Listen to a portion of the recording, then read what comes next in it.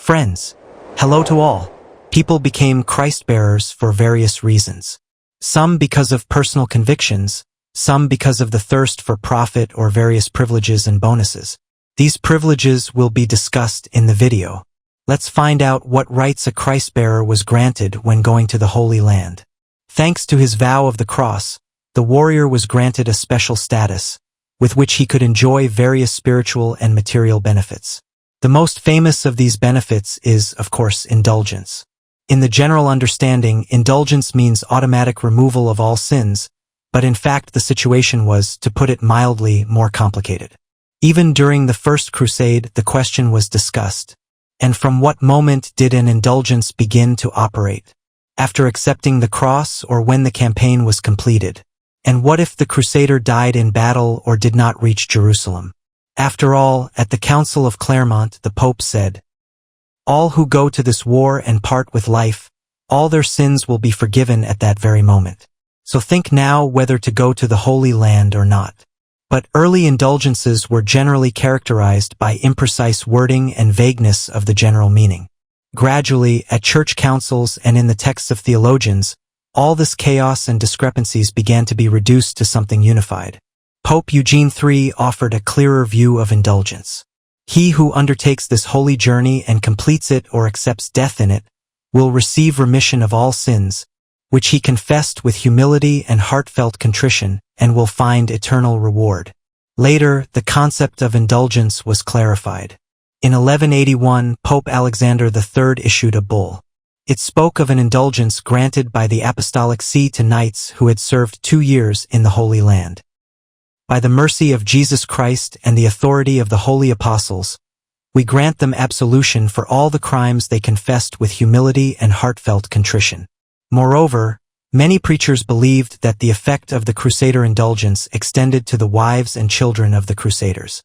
And under Pope Innocent IV, such a practice received official approval from Rome. We seem to have sorted out the indulgences. This topic is actually very deep and complex, and it is not possible to tell about it in a couple of minutes. The knights were absolved of their sins, but every crusader setting off for the Holy Land thought, "I'll go away for 3 years."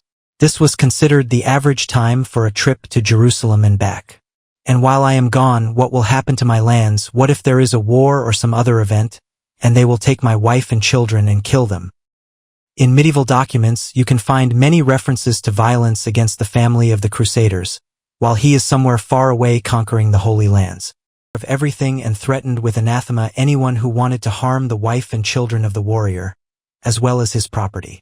In the 13th century, the rights of the Crusaders were formalized into a whole system, which is called the privilege of the cross. It came into force from the moment the layman pronounced the Crusaders' dinner.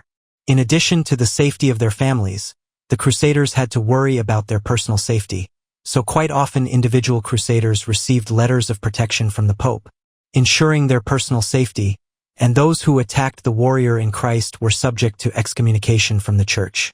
Monarchs also issued similar letters to the Crusaders. Okay, we've sorted out the family and personal safety. What about the land? And the land was also protected during the absence of the warrior. The bishops were responsible for the lands and all the property of the Crusader until his return. The especially big shots even had a personal so-called guardian of the Crusader. Louis VII had Abbot Suger. Judicial privileges were also important. Their general meaning was to remove the Crusader from the competence of the secular court. Well, in plain language, to make it so that only the Church could judge him, and then their own guys would decide as needed. And this really infuriated the secular authorities, since the Crusaders sometimes committed terrible atrocities, but they could not be judged. The Crusaders essentially had a legal roof in the form of the Church.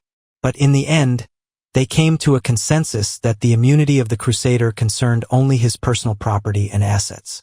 And criminal cases and land issues were resolved in the secular court. But there was a snag here too. While the Crusader was on a campaign, all legal cases regarding his property were prohibited. The Crusader could ignore all lawsuits and get a deferment in the investigation of the court case.